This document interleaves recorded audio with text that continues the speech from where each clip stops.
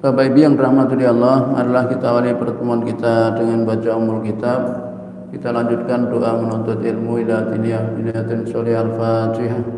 A'udzu billahi minasyaitonir rajim. Bismillahirrahmanirrahim. Alhamdulillahi rabbil alamin, arrahmanir rahim, maliki yaumiddin. Iyyaka na'budu wa iyyaka nasta'in. اهدنا الصراط المستقيم صراط الذين أنعمت عليهم غير المغضوب عليهم ولا الضالين آمين بسم الله الرحمن الرحيم اللهم علمني ما ينفعني وانفعني بما علمتني وزدني علما والحمد لله على كل حال وأعوذ بالله من أهوال أهل النار اللهم اجعل عملي كله صالحا واجعله لوجهك خالصا ولا تجعل لأحد فيه شيئا آمين يا رب العالمين بسم الله ما شاء الله لا يسوق الخير إلى الله بسم الله ما شاء الله لا يصرف السوء إلى الله بسم الله ما شاء الله ما كان من نعمة Faminallah. Bismillah, masyaallah, la haula wala quwata illa billah. Alhamdulillah, alhamdulillahilladzi arsala rasulahu bil huda wa dinil haqqi liyudhhirahu 'ala dini kullih walau karihal kafirun. Asyhadu an la ilaha illallah wahdahu la syarikalah wa asyhadu anna Muhammadan abduhu wa rasuluh. Allahumma shalli wa sallim ala sayyidina Muhammadin wa ala alihi wa sahbihi ajmain. ومن تبعه بإحسان إلى يوم الدين أما بعد قال تعالى في كتابه الكريم أعوذ بالله من الشيطان الرجيم بسم الله الرحمن الرحيم ولقد آتينا موسى الكتاب فلا تكن في مرية من لقائه هدى لبني إسرائيل وجعلنا منهم أئمة يهدون بأمرنا لما صبروا وكانوا بآياتنا يوقنون إن ربك هو يفصل بينهم يوم القيامة فيما كانوا فيه يختلفون صدق الله العظيم. Bapak Ibu yang dirahmati Allah, alhamdulillah, puji syukur atas nikmat-nikmat Allah SWT kita dipertemukan oleh Allah di majelis yang mulia ini melanjutkan kajian tafsir kita ya sampai di surah As-Sajdah. Malam ini kita akan membahas firman Allah di ayat 23 sampai 30 insyaallah. Salawat dan salam tak lupa kita aturkan kepada junjungan kita Nabiullah Muhammad sallallahu alaihi wasallam. Bi qaulih Allahumma shalli ala Muhammad, semoga kita kelak di yaumul akhir termasuk umat beliau yang mendapatkan syafaat darinya. Bapak Ibu yang dirahmati Allah, jadi Allah SWT berfirman dalam surah As-Sajdah ayat 23, A'udzu billahi minasyaitonir rajim wa laqad ataina Musal kitaba. Wa dan laqad sungguh benar-benar ataina kami telah berikan atau datangkan Musa kepada Musa al-kitab kitab. Fala takun, maka janganlah kamu menjadi fi miryatin, di dalam keraguan, miliqaihi, dari bertemu dengannya. Wa ja'alnahu, dan kami jadikan dia hudan, petunjuk, li Bani Israel, yaitu untuk Bani Israel. Waj'alna, dan kami jadikan minhum, dari mereka, aimatan, pemimpin-pemimpin, yahduna, mereka berpetunjuk, bi amrina, dengan perintah kami, lamma sobaru, ketika mereka bersabar, wa kanu, dan mereka bi ayatina, dengan ayat-ayat kami, yuqinun, mereka meyakini. Inna, sesungguhnya, Rabbaka, Tuhanmu, huwa dia, yafsilu bainahum, memutuskan di antara mereka, yaumal kiamati, pada hari kiamat, fima, pada apa yang kanu, mereka adalah fi, di dalamnya, yahtalifun, mereka berselisih. Jadi Bapak Ibu yang dirahmati Allah, beliau Imam Ibnu Katsir menafsirkan gini tentang ayat ini ya. Yaqulu ta'ala mukhbiran an abdihi wa rasulihi Musa. Jadi Allah SWT mengabarkan tentang hambanya dan rasulnya yaitu Musa. Jadi Allah mengabarkan tentang hambanya dan rasulnya yaitu mengabarkan tentang Nabi Musa alaihissalam. Annahu sesungguhnya dia Allah atahu telah memberikan kepadanya yaitu kepada Nabi Musa al-kitabah, kitab, wa huwa Taurat, yaitu Taurat. Jadi Allah SWT menurunkan kitab Taurat kepada Nabi Musa. Ya. Jadi Taurat itu diturunkan oleh Allah kepada Nabi Musa alaihissalam. Ya. Jadi walaqad ataina Musal kitabah. Sungguh benar-benar kami telah berikan kepada Musa kitab. Jadi Allah SWT memberitahukan kepada kita ya tentang nabinya dan hambanya yaitu Musa alaihissalam, bahwa Allah telah berikan kepadanya kitab. Kitab apa? Taurat. Kemudian wa qauluhu, dan firman Allah, fala takun fi miryatin min liqa'ih, maka janganlah kamu di dalam keraguan dari menemuinya. Jadi Imam Qatadah mengatakan gini, qala Qatadah yakni bihi lailatal Isra'i, yaitu yang dimaksud oleh Allah adalah Rasul itu bertemu dengan Nabi Musa pada malam Isra. Pada malam Isra. Ya.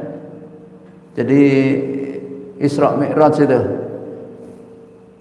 di malam Isra, yaitu Isra Mi'raj itu ya. Summa rawa an Abil Aliyah, kemudian ruya diriwayatkan an Abil Aliyah dari Abu Liyah Ar-Rayahi, qala dia mengatakan hadatsani Ibnu Amin, menceritakan kepadaku putra dari pamanku. Yang dimaksud nabiyukum yakni ya yaitu Ibnu Abbas. Ibnu Abbas yang dimaksud dengan ammi ya nabiyukum, paman dari nabi kalian, yakni Ibnu Abbas, putra dari Abdullah Al-Abbas bin Abdul Muthalib. Jadi menceritakan kepadaku Ibnu Ammi nabiyukum, yaitu anak laki-laki paman nabi kalian. Paman nabi namanya ada Al-Abbas bin Abdul Muthalib, punya anak namanya Abdullah, karenanya disebut dengan Abdullah bin Abbas. Jadi yang menceritakan kepadaku itu adalah Abdullah bin Abbas. Begitu kata Abul Aliyah Ar-Raya. Qala dia berkata, Abdullah bin Abbas itu berkata, qala Rasulullah SAW, bahwa Rasulullah SAW bersabda, Ar-ra'aitu, aku telah melihat lailata asra bi Musa bin Imran, yaitu pada malam Isra, yakni Musa bin Imran. Jadi Rasulullah SAW itu melihat Nabi Musa atau bertemu dengan Nabi Musa, ya, yaitu kemudian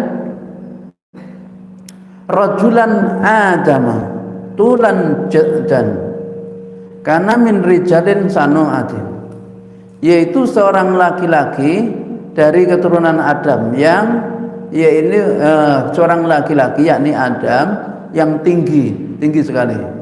Nabi Adam itu tingginya 60 hasta. Nabi Adam itu 60 hasta. 60 hasta itu 30 meter. Jadi tingginya Nabi Adam itu 30 meter. Jenengan kinten-kinten nggih. Kinten 30 meter berapa? Ini berapa meter?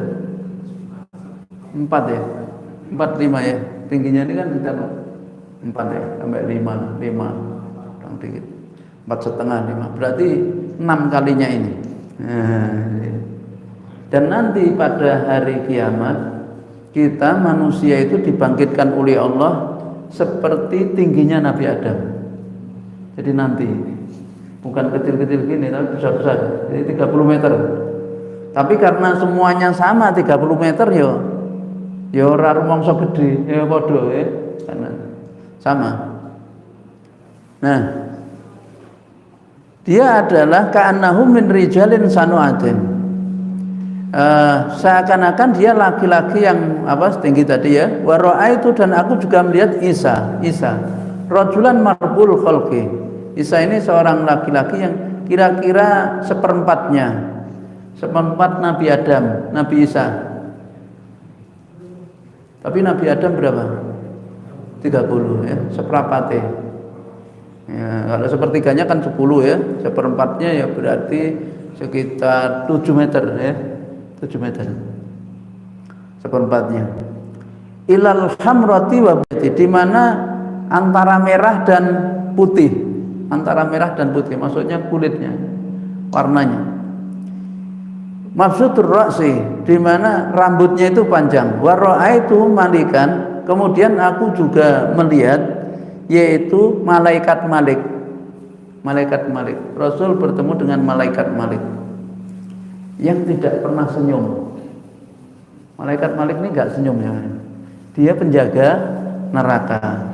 Jadi malaikat yang enggak pernah senyum itu malaikat Malik itu. Ya.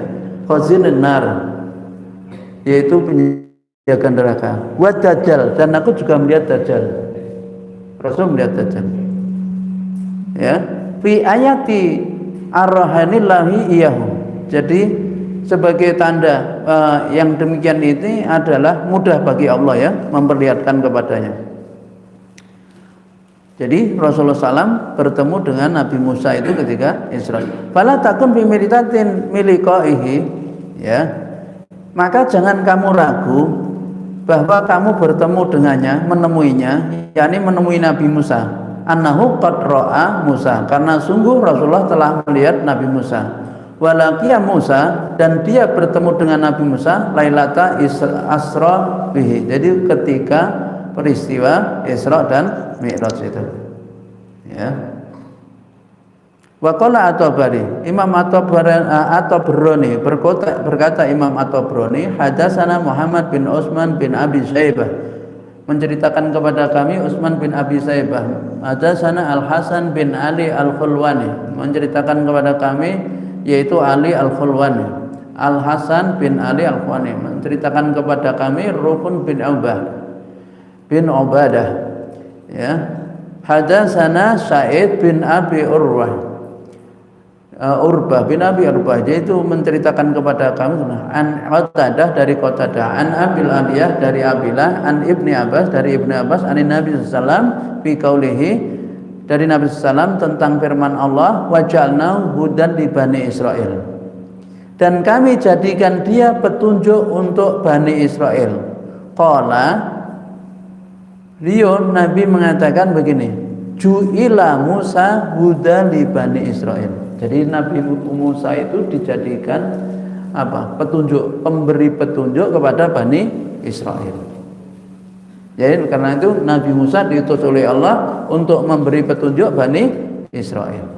Jadi itu tentang yang dimaksud ja'alna hud itu adalah Nabi Musa. Jadi Nabi Musa itu ditugaskan oleh Allah hudan li Bani Israel. Siapa Bani Israel itu? Bani Israel adalah keturunan Nabi Yakub. Ya. Jadi Nabi Yakub itu punya putra 12, istrinya 4, putranya 12. Bapak istrinya berapa? Ada satu ya, satu saja sudah cukup ya, tidak habis ya. Nah, Nabi Yakub itu ya, tapi saya punya guru putranya 24, istrinya 4, masing-masing istri punya anak 6, ya 4 nah, 24. Kalau Syekh Abdul Qadir Jailani itu 39, anaknya itu 39. Ya, saya punya teman itu 29 bersaudara, istri bapaknya 4. Nah itu ya, 29 bersaudara. Nah, Bapak Ibu yang rahmati Allah, jadi Nabi Yakub itu punya putra 12. Nomor 1 namanya Yahuda, yang paling kecil namanya Benyamin, kakaknya Binyamin namanya Yusuf. Nah, Nabi Yusuf. Ya, dari 12 putra inilah nanti yang menurunkan Bani Israel. Karenanya Bani Israel itu wahai keturunan Nabiullah Yakub alaihissalam. Ya. Jadi Bani Israel, sehingga ada 12 suku. Wa ataina Musal kitab wa ja'alnahu hudan li Bani Israel, dan kami berikan kepada Musa, ya. Jadi sebagaimana dikatakan ja'alnahu itu ja'alnahu ay alkitab, qauluhu ja'alnahu pendapat lain mengatakan bahwa ja'alnahu ini adalah kitab. Jadi fala takun fi miryatin liqaihi qala miliqai Musa rabbi azza wa jalla, yaitu pertemuan dengan Nabi Musa, ya, yakni yaitu yang dimaksud adalah miliqai Musa rabbahu azza wa jalla. Jadi menemui Musa, dari pertemuan Musa, yaitu Tuhannya azza wa jalla, yakni Allah Subhanahu wa taala. Allah Subhanahu wa taala itu pernah bicara langsung dengan Nabi Musa, ya, di Gunung Tur Sina. Nah, firman ja'alnahu ay alkitab balati atainahu. Nah, ini pendapat lain. Kalau tadi pendapatnya Imam At-Tabrani, kalau di sini pendapat dari Imam Ibnu Katsir. Wa qalu ja'alnahu wa ja'alnahu, dan firman Allah dan kami jadikan dia, maksudnya Alkitab, yaitu kami jadikan kitab yang kami berikan kepada Musa itu hudal li Bani Israel, petunjuk untuk Bani Israel. Ini kama qala ta'ala fi suratil Isra, seperti Allah berfirman dalam surah Al-Isra, wa ataina Musal kitaba wa ja'alnahu hudal li Bani Israel alla tatakhitu min duni wakila. Jadi dalam surah Al-Isra ayat 2 itu Allah berfirman, wa ataina Musal kitaba, dan kami berikan kepada Musa kitab, wa ja'alnahu, dan kami jadikan dia kitab itu, berarti Taurat, hudan petunjuk li Bani Israel, untuk Bani Israel. Alla tatakhitu min duni, bahwa janganlah kalian jadikan selain aku wakilan sebagai pelindung. Jadi Allah SWT mengharamkan, ya, kita semua, di dalamnya juga Bani Israel, untuk menjadikan selain Allah sebagai pelindungnya. Kemudian firman Allah, wa qauluhu wa ja'alna minhum a'immatan yahduna bi amrina lamma sabaru wa kanu bi ayatina yuqinun, dan kami jadikan dari mereka pemimpin-pemimpin yahduna yang berpetunjuk bi amrina dengan perintah kami, lama sabaru ketika mereka bersabar, wa kanu bi ayatina yuqinun, dan mereka terhadap ayat-ayat kami meyakininya. Lama kanu sabirina ala amirillah wa tarkina wahihi.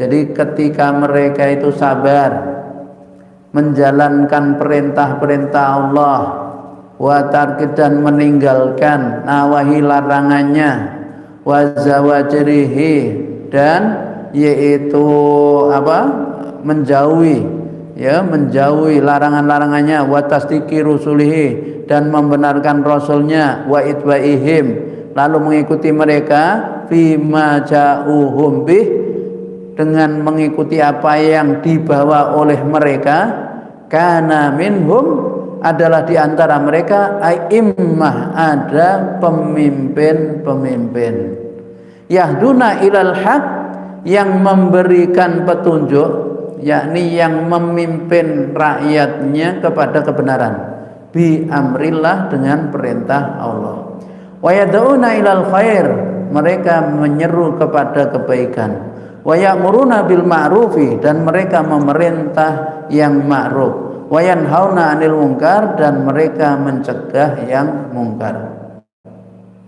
Tsumma, kemudian, lama badalu wa kharrafu wa awallu salabu dzalikal maqam wa sarat qulubum qasiyah. Kemudian ketika mereka merubah, mereka mengganti, mereka memutarbalikkan, yaitu ayat-ayat Allah. Jadi ini kan orang-orang Yahudi itu merubah kitab Taurat itu dirubah. terutama sifat-sifat Nabi Muhammad dirubah oleh mereka. Nah, ketika mereka merubah, termasuk merubah ayat rajam. Ayat rajam itu disembunyikan. Orang zina bersuami atau beristri, ya, itu dirajam, itu disembunyikan oleh mereka. Rubah mereka. Maka ketika mereka merubah itu, ayat Allah pada posisinya wasarat qulubum qasiyah, maka hatinya jadi keras, mengeras. Yang dimaksud keras itu tidak mau beriman. Yukharifunal kalima an mawadi, mereka merubah kalimat Allah, ayat-ayat Allah dari tempat-tempatnya.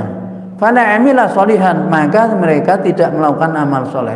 Wala itikada shohihan, maka keyakinan mereka tidak benar. Ya, keyakinan mereka tidak benar. Oleh karena itu firman Allah, wa ja'alna minhum a'immatan yahduna bi amrina lamma sabaru, dan kami jadikan dari mereka pemimpin-pemimpin yang berpetunjuk dengan perintah kami ketika mereka sabar. Beliau Imam Qatadah dan Imam Sufyan As-Tsauri mengatakan lama sabaru anid dunya.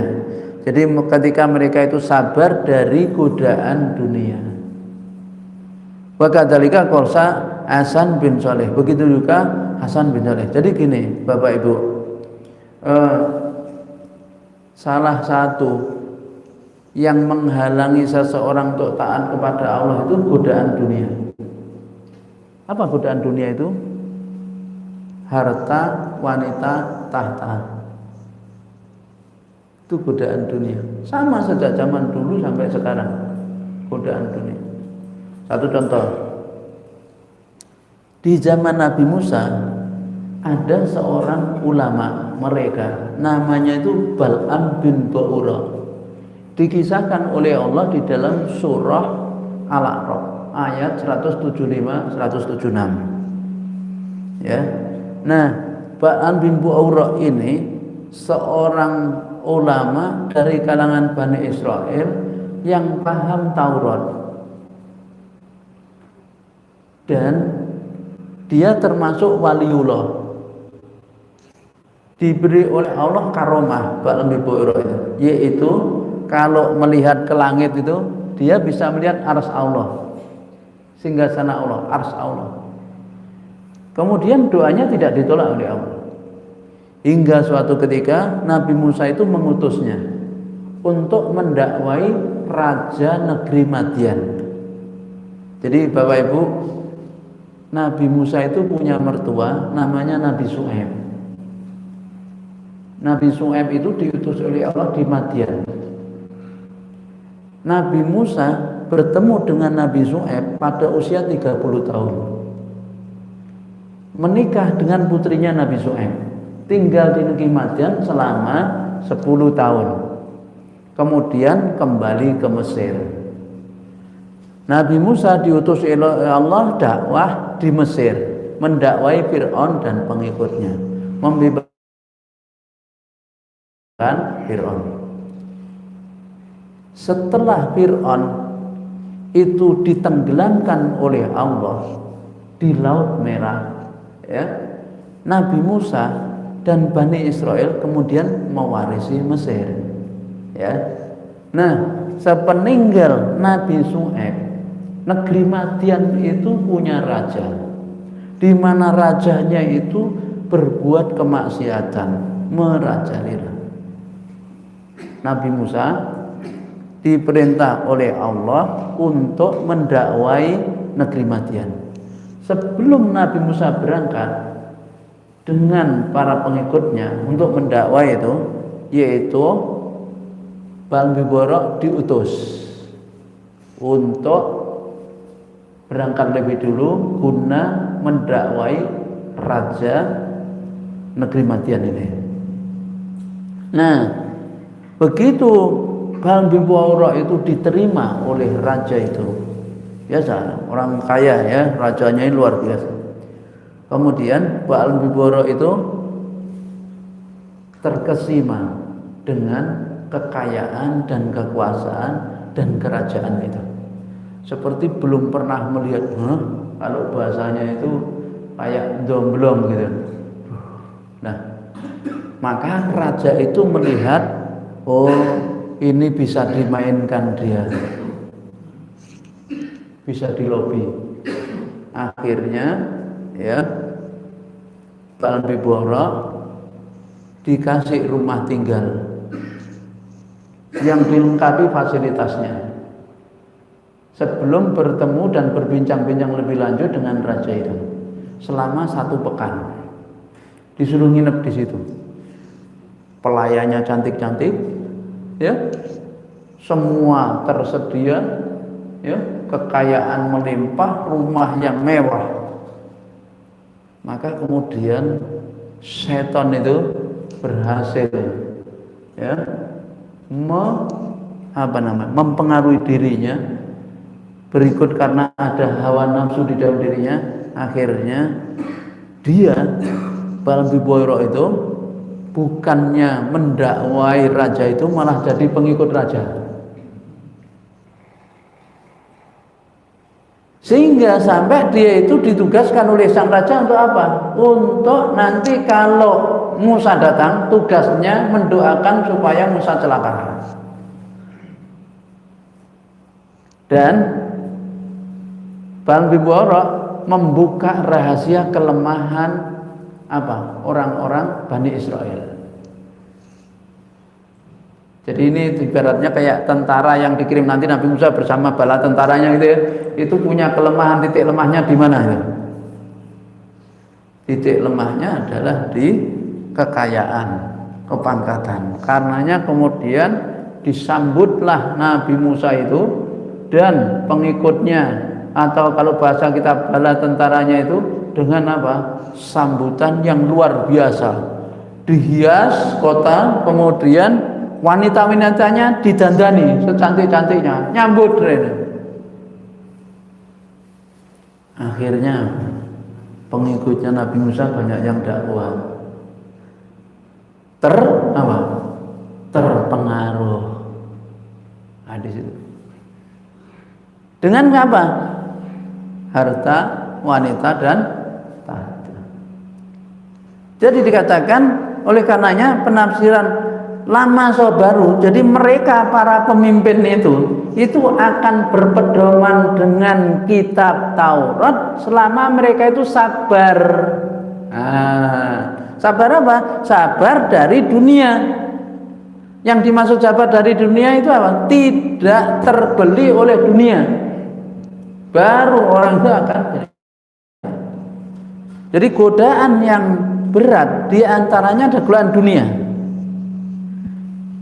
Ya, banyak orang yang idealis itu setelah dapat jabatan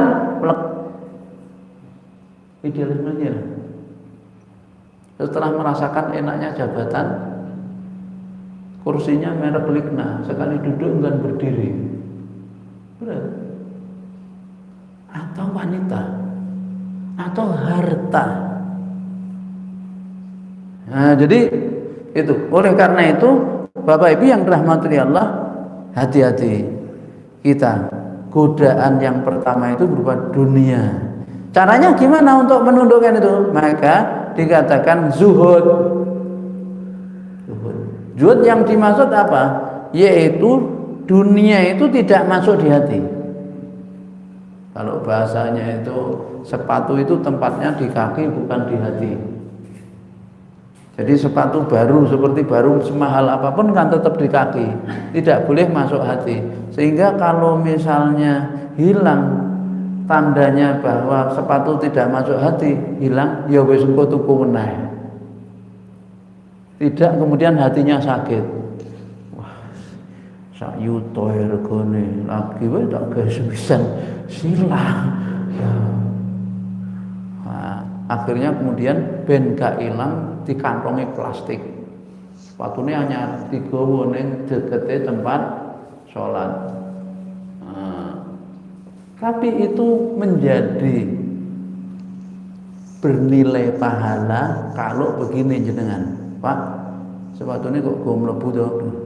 Ayo kok nek tak kene njaba iki barang anyar, nggarake wong gawe dosa. Lho nek aku bantu wong gawe dosa kan milu dosa.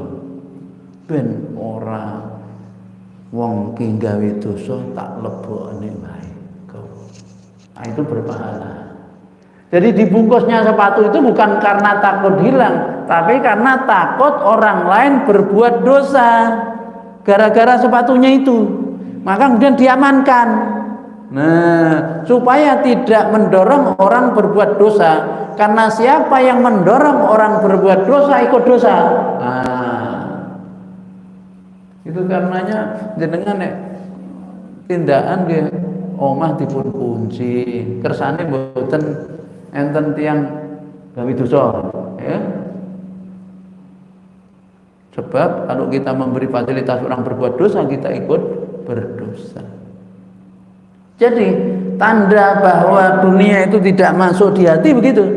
Jadi semua kalau misalnya ya ibaratnya mobil anyar bar metu teko dealer, wah cek nyar kinyis-kinyis niku. Dilalah kersane ngawuh nenten tanggane niku, nggih, tanggane numpak becak niku. Terus belok kaget niku langsung brek nyrodok. Ya Allah, jenengan rasane dos pundi? Mobilannya di ngono.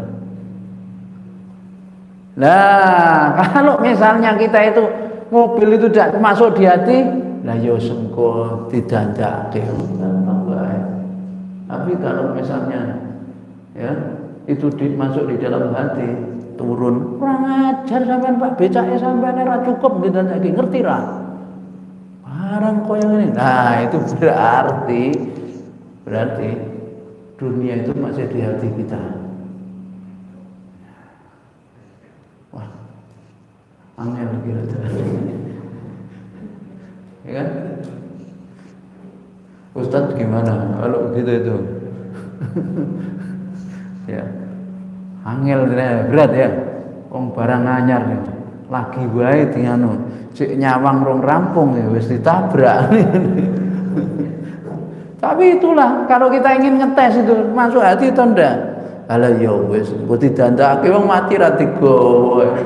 Numpaki ora ketok, aduh tumpak kan ra ketok. Sing ketok kan rene njaba. Nanti teng Mekahnya teng Mekah Madinah. Burak Allahumma sholli ala Muhammad. Ya udah wis langsung meleh. Padahal brabrol jenenge Camry lho, rupane ra karu-karuan niku Camry. Camry teng mriki kinyis-kinyis, teng mriko niku benjol kabeh niku biasa niku. Tabrakan.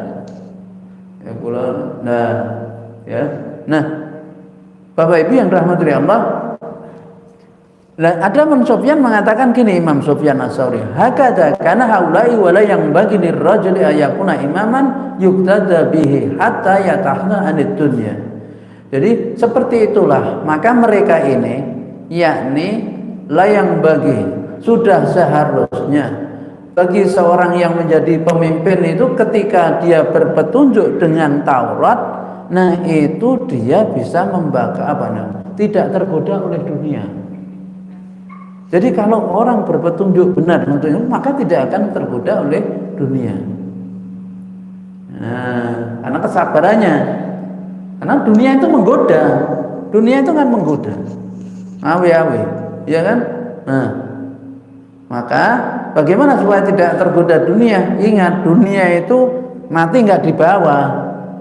Coba Bapak punya mobil berapa, rumah berapa, mati dibawa? Oh teman saya itu punya rumah berapa itu? Rumahnya banyak, dia properti. Ya mati, tidak ada yang dibawa. Ada seorang pengusaha di Semarang, kaya itu. Rumahnya itu kayak istana, meninggal dunia. Kemudian yang takziah itu ada yang, ya Allah, oh mahapi kok yang ini mati ya digowo tibane. Iya tidak dibawa. Jadi apa? Warisan. Kalau enggak hati-hati jadi rebutan. Iya kan? Nah, jadi maka perhatikan apa yang kita bawa kalau mati itu. Maka ketika anak ada meninggal, dia akan tanya, mali, hartaku. Kemudian dijawab, hartamu adalah yang kau makan, hartamu yang kau pakai, hartamu yang kau sedekahkan di jalan Allah. Tuh. Lah yang itu harta waris. Menjadi miliknya ahli waris. Itu. Jadi yang kita bawa ya yang kita gunakan untuk bangun masjid ini, ya. yang kita infakkan itu. Kita bantu fakir miskin, kita bantu pendidikan, ya, itu yang dibawa. Sedangkan apa yang kita tinggalkan itu akan menjadi harta waris. Maka perhatikan apa yang kita bawa itu. Nah, kemudian beliau Imam Waqi menyatakan gini, qala Sufyan, berkata Sufyan, la budda lidini minal ilmi. Oleh karena itu tidak boleh tidak, orang yang beragama itu harus punya ilmu. Jadi orang yang beragama itu harus dengan ilmu. Kama la budda lil jasati minal khubzi. Sebagaimana yang namanya jasad itu butuh roti. Nah, gitu loh. Jadi yang namanya tubuh itu butuh makan, asupan gizi. Lah, orang beragama itu juga butuh ilmu. Kalau tidak punya ilmu, akhirnya dia tidak sesuai dengan tuntunan Allah, tidak terasa berbuat menyimpang. Karenanya waqala Ibnu binti Syafi'i, qara'a abi ala ammi, au ammi ala abi. Su'ila Sufyan an qauli Ali radhiyallahu anhu, as-sabru minal iman bimangzilati ra'si minal jasadi. Jadi berkata Ibnu binti Syafi'i, yaitu anak laki-laki putri dari Imam Syafi'i, qara'a abi ala ammi. Jadi bapakku telah membacakan kepada pamanku, atau pamanku yang membacakan kepada bapakku, yaitu su'ila Sufyan. Imam Sufyan ditanya tentang kaulnya Imam Ali radhiyallahu anhu, yaitu sahabat Ali radhiyallahu anhu, tentang as-sabru minal iman bimanzilati ra'si minal jasad. Jadi sabar itu bagian dari iman. Sabar itu bagian dari iman. Posisi sabar itu seperti kepala dari jasad. Jadi beliau katakan sabar itu bagian dari iman. Sabar itu menduduki kepala. Jadi kita punya jasad ini. Sabar di mana? Di paling atas. Nah, alam tasma'u qalhu, bukankah kau mendengar firman Allah Subhanahu wa taala, wa ja'alna minhum a'immatan yahduna bi amrina lamma sabaru. Dan kami jadikan di antara mereka pemimpin-pemimpin yang berpetunjuk dengan perintah kami ketika mereka bersabar. Qala, dia berkata, lama akhadhu birra'sil amri sarru ru'san. Jadi ketika mereka itu mengambil bahwa sabar itu menjadi urusan yang utama, maka jadilah dia pemimpin. Qala ba'dul ulama bisabri wal yakin tanalul imamah fiddin. Ya, coba. Jadi ada sebagian ulama mengatakan gini, dengan sabar dan yakin kau nanti akan menjadi pemimpin dalam agama. Jadi maka Bapak Ibu yang dirahmati Allah, bicara sabar itu Imam Ghazali menjelaskan, dikutip juga oleh Imam Al-Katsir di tempat yang lain, bahwa sabar itu ada 3. Yang pertama, sabar yang paling ringan itu ketika ditimpa musibah. Sabar ketika ditimpa musibah. Sabar ditimpa musibah apa? Ridho. Brek. Sabar ridho. Karena ridho ucapannya apa? Alhamdulillahirabbil alamin, inna lillahi wa inna ilaihi rajiun. Sakit nggak? Tuabrak nih, pecah, brak. Alhamdulillahirabbil alamin, inna lillahi wa inna ilaihi rajiun. Bisa benda? Jadi dengan musibah nih kalau alhamdulillah nih bisa enggak?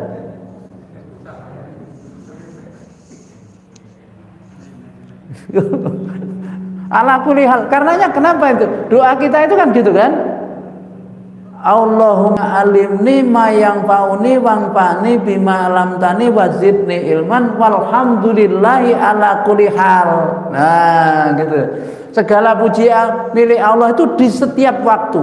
Jadi kata yang bisa diucapkan di setiap saat itu alhamdulillah. Jadi dapat nikmat alhamdulillah, sehat alhamdulillah, sakit alhamdulillah. Bisa enggak? Gitu. Bisa enggak? Sehat alhamdulillah, kemudian sakit alhamdulillah. Bisa enggak? Nah, itu bisa kalau kita melihat kebalikannya. Jadi kata beliaunya, yaitu penulis kitab Hikam, yakni Syekh Ibnu Athaillah, Syekh ya ini Ibnu Athaillah Al-Iskandari. Beliau mengatakan gini, di balik sakit itu surga, di balik sehat itu neraka. Jadi kalau orang itu sakit, kakinya misalnya mohon maaf lumpuh, nggak bisa jalan, di balik lumpuhnya itu surga. Tapi ketika dia sehat bisa jalan, di balik bisa jalan itu ada neraka. Gimana itu? Karena sakit, dia yang biasanya ke tempat maksiat orang iso. Sakit, karena sakit akhirnya nggak bisa ke pasar, nggak bisa ke mall, ya. Maka dibantu oleh Allah. Apa? Berkurang dosanya karena ridho, menggugurkan dosa-dosanya. Biasanya jalan-jalan di mall, buatan kerasa to nak sehat jalan-jalan ke mall ki gawe dosa, wong ning mall ki akeh setane. Nah, nek setan jin iso diwacane ayat kursi, setan manusa niku lho. Mboten saged waos ayat kursi ya. Waya ayat kursi malah nyedak-nyedak. Gitu. Nah, ini coba jenengan teng mall mau ayat kursi rada keras. Mungkin nak moro-moro nyedak malah niku. Nyedak. Enten apa, Pak? Nah, ambune rada makseng niku. Nah niku. Nah, itu coba itu. Jadi di balik ternyata sehat itu ada, dia di balik sakit ada surga. Maka ketika orang itu melihat kebalikannya begitu sakit, alhamdulillah. Setelah itu sampai seperti itu. Ya, sabar. Yang pertama itu sabar ditimpa musibah ridho. Yang kedua sabar menjalankan perintah Allah. Itu butuh kesabaran. Sholat butuh kesabaran. Dan sabar sholat itu lebih berat daripada sabar kena musibah. Karena kalau kena musibah, ya wis tona, wis anu ya piye. Sesuk ya digoleki meneh. Alhamdulillah wis slamet, motore iso didandakno. Ya tuku. Lah nek awakmu ya cedera parah piye malah rekoso. Rumahnya terbakar. Wah, terus alhamdulillah Pak, tasih tidak ada korban jiwa. Mungkin dibangun meleh golek dunya iso digoleki nyawa ora ana sing dodol. Nah, ngoten iki. Itu musibah. Tapi coba itu, orang dia menjalankan sholat butuh kesabaran yang luar biasa. 3 jenis kesabaran dibutuhkan. 1, sabar menata hati, niat karena Allah sholatnya itu. Jenengan ya, paling berat itu kan pergi ke masjid, gitu? Bukan pergi ke Amerika. Nah, itu. Kita dengarkan azan dulu ya. Habis azan kita lanjutkan sebentar.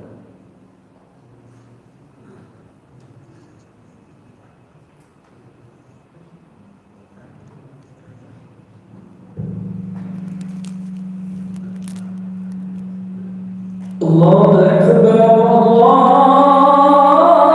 Akbar, Allahu Akbar.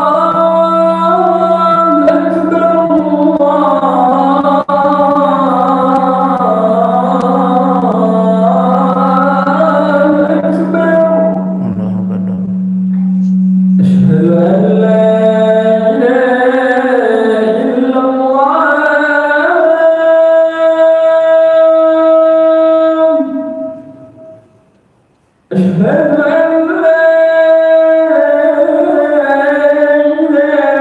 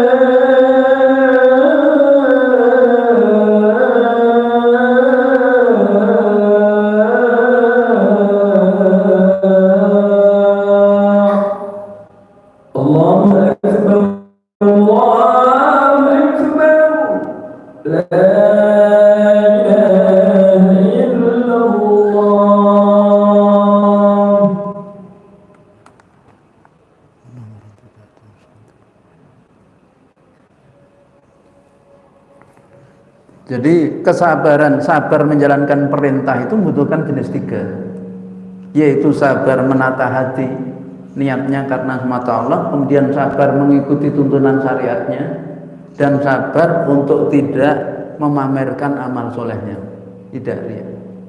Nah, ini lebih berat daripada sabar dan sabar yang paling berat itu sabar menjauhi maksiat, sabar menjauhi perbuatan haram, itu berat. Kenapa? Karena nafsu suka yang demikian. Inna nafsana amaratun bisu illa ma rahimar rabbi. Karena nafsu itu suka pada yang buruk kecuali yang dirahmati oleh Tuhanku. Sehingga berat gitu.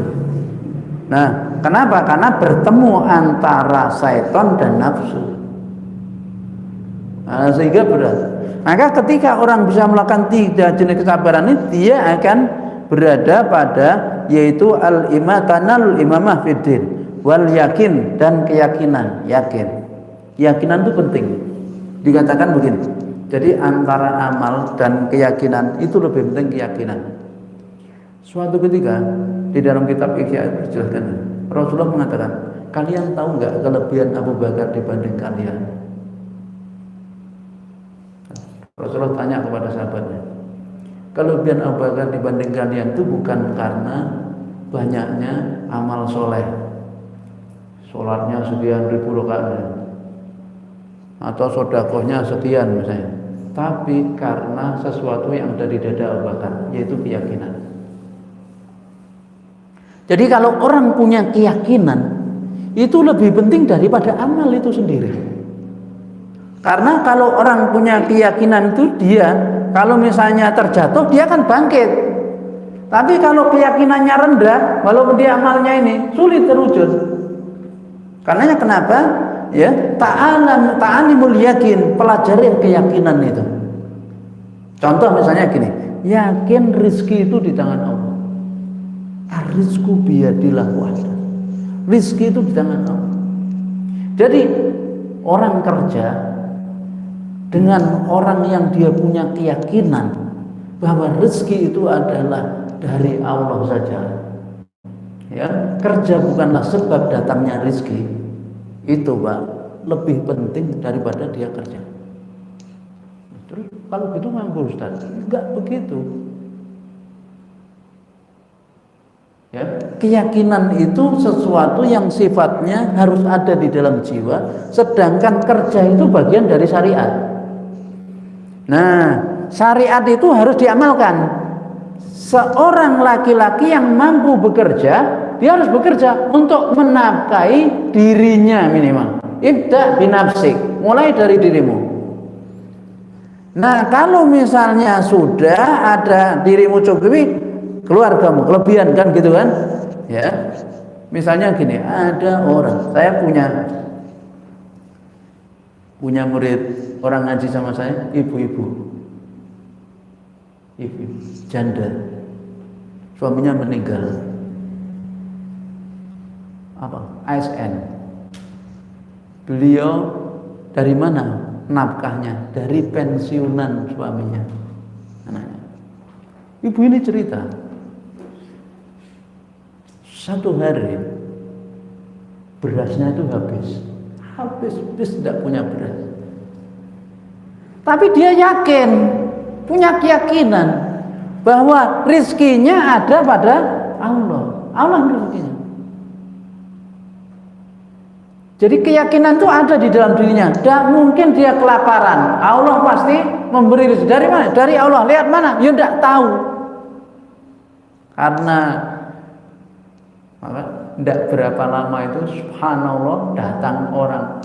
Dok, assalamualaikum. Waalaikumsalam. Wonten apa Mbak? Bu, kula diutus kali Ibu ndugekaken uwos beras. Masya Allah. Beras datang itu.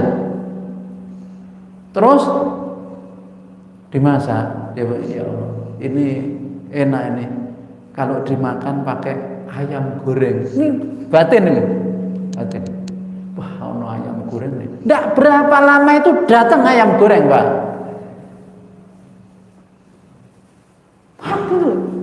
Tok orang antar ayam goreng. Masya Allah. Nah, jenengan pernah nggak ngalami gitu? Batin, wah, iki lodeh enak tenan. Moro itu apa? Ya, mertamu disuguhi lodeh persis yang jenengan bayangke niku. Pernah nggak ngalami itu? Loh, gimana? Anak indah doni abdibi. Aku sesuai dengan perasaan hambaku padamu. Yakin dan rezekinya kena. Kalau memang rezeki kita datang nanti. Nah, itu keyakinan itu lebih penting daripada amal. Gitu. Maka kenapa? Begitu orang dia sabar lalu yakin, ya, maka dia akan dikatakan, ya, tanalul aimati fiddin. Dia akan mencapai yaitu apa? Pemimpin dalam agama. Maksudnya dia itu pada posisi yang tinggi di dalam hal beragama itu. Ya, bisa. Wallahu a'lam bishawab. Kemudian walihada qala an-nubuwata wa razaqnahum minat thayyibati wa fadalnahum 'alal alamin wa atainahum bayyinati minal amri famahtalafu ila min ba'di ma ja'ahumul ilm. Ini dalam surah Al-Jathiyah ayat 16-17. Jadi walaupun dan sungguh benar-benar ataina kami telah berikan Bani Israel kepada Bani Israel kitab Taurat wal hukmah dan hikmah wan nubuwata dan kenabian wa razaqnahum dan kami berikan kepada mereka minat thayyibat rezeki yang baik-baik wa fadalnahum dan kami lebihkan mereka alal alamin dibanding umat yang lain pada masanya itu wa atainahum bayyinatin minal amr dan kami berikan kepada mereka penjelasan dari setiap urusan. Famahtalafu mereka tidak berselisih illa kecuali mim ba'di ma ja'ahumul ilm setelah datang kepada mereka yaitu bukti. Jadi mereka itu tidak berselisih tentang Nabi Muhammad SAW kecuali setelah ada bukti bahwa inilah utusan yang Allah janjikan di dalam Taurat sebagai Nabi akhir zaman. Mereka baru karena mereka sangat ingin mendapat jabatan kenabian itu. Nah, Bapak Ibu yang dirahmati oleh Allah, sebagaimana Allah firmankan, innar rabbaka huwa yafsilu bainahum yaumal qiyamati bima kanu fihi yakhtalifun. Sungguhnya Tuhanmu nanti yang akan menghukumi menyelesaikan di antara mereka pada hari kiamat tentang apa yang mereka perselisihkan, ya. Jadi kiranya demikian. Jadi kita sampai ayat 25. Mudah-mudahan ini menjadi tambahan ilmu dan menjadi ilmu yang bermanfaat, membuat kita bertambah taat. Kita tutup dengan doa subhanakallahumma wa bihamdika asyhadu an la ilaha illa anta astaghfiruka wa atubu ilaik. Assalamualaikum warahmatullahi wabarakatuh.